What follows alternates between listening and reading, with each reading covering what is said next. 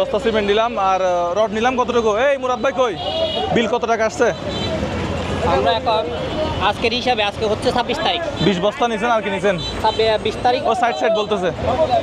হ্যাঁ 26 তারিখ আজকে। আজকে 26 তারিখ ডেটে আমরা 20 সিমেন্ট নিলাম 20 বস্তা। আচ্ছা আর তারপরে রড নিলাম 2 বান্ডেল।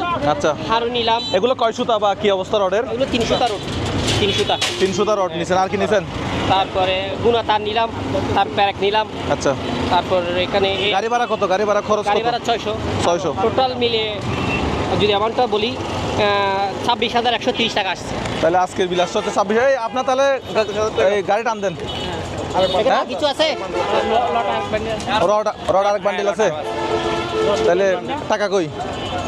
টাকা তো আমরা ওখানে পেমেন্ট করবো। ধরো চলেন টাকাটা পেমেন্ট করে আসি। টাকাটা পেমেন্ট করে বলবেন বিল কত? আমাদের এখন বিল আসছে হচ্ছে আজকে 26 তারিখ। বিল আসছে হচ্ছে 26,000 সামথিং। আচ্ছা এখন